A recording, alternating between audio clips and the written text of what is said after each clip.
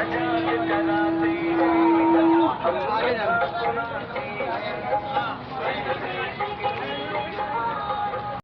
जाए निकल जाए तो विजय एक बार जगह बना दो वैसा बैठा रहो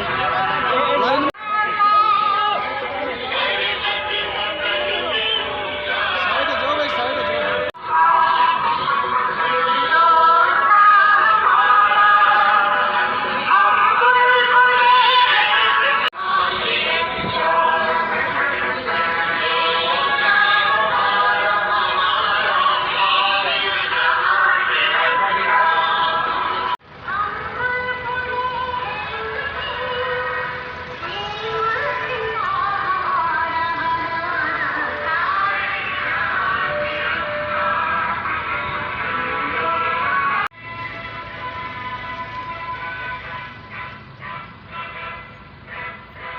शांति बनाए रखेंगे।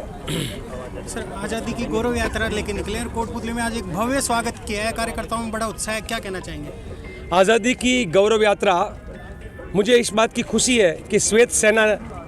मान्यवर सोनिया जी की मंशा पर निकाली, क्योंकि जब गोरों के सामने लड़ रही थी तो कांग्रेस पार्टी लड़ रही थी और कांग्रेस पार्टी का अग्रिम संगठन के तौर पे सेवा दल है वो गोरों की लाठियां गोलियां खा रहा था, जेलों में जा रहा था, फांसी के मंच पर जो है वो इनकलाब जिंदाबाद के नारे लगाते हुए चढ़ रहा था। उसी समय पर दो संगठन और थे, एक मोहम्मद अली जिन्ना का मुस्लिम लीग और एक सावरकर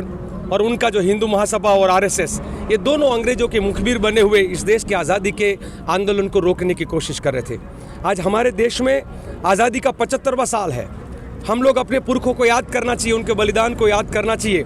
पर संघी सोच वाले लोग आज शासक में दिल्ली में बैठे हुए हैं, उनको ये बात समझ में नहीं आएगी, क्योंकि उनका इतिहास जो है वो गलत प्रकार का इतिहास है, कुर्बानी का बलिदानी का नहीं है। उनका इतिहास है मुखबिरी का है, माफ़ीनामे का है, या कहीं 60 रुपया की दलाली का है। और इसीलिए जब कांग्रेस पार्टी ने सोचा कि भारत की आज़ादी के 75वें साल पर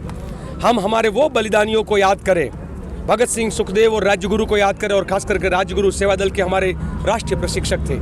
हम वो चंद्रशेखर आज़ाद हो या मंगल पांडे हो या खुदीराम बोस हो, वो बिरसा मुंडा हो या तात्या टोपे हो, वो अरुणा असफ अली जो पहला झंडा तिरंगा लेकर ग्वालियर टैंक में चढ़ने वाली हो, या हमारे सरोजिनी नायडू हो, या हमारे आज़ादी के जो नेतृत्व करने वाले महात्मा गांधी, सुभाष चंद्र बोस, पंडित जवाहरलाल नेहरू या सरदार पटेल हो, या अबुल कलाम आज़ाद हो, हर किसी ने इस देश के लिए कुर्बानी दी है।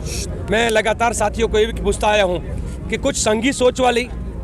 फिल्म में नौटंकी करने वाली नायिका या खलनायिका, क्या कहूँ पता नहीं, पर यह कह रही है कि आज़ादी भीख में मिली थी। तो हम लगातार लोगों को ये कहते हैं, भीख में तो माफ़ी मिल सकती है आपको, भीख में तो 60 रुपया की दलाली मिल सकती है, भीख में किसी देश को आज़ादी नहीं मिल सकती है, भीख में भारत माता की जंजीरें जो हैं, बेड़ियाँ, वो नहीं टूट सकती थी। उसके लिए तो इनकलाब जिंदाबाद का नारा लगाते हुए फांसी के फंदे पर चढ़ने वाले वो वीर चाहिए, तब मिलती है। मानगढ़ और जलियांवाला बाग के हत्याकांड में अपनी शहीदी को वहारने वाले इस देश के देशभक्तों की ज़रूरत होती है। तो ऐसे वीर बलिदान देने वाले सपूतों को और नारियों को याद करते हुए, उन्हीं का गाना गाते हुए, लगातार वो नारे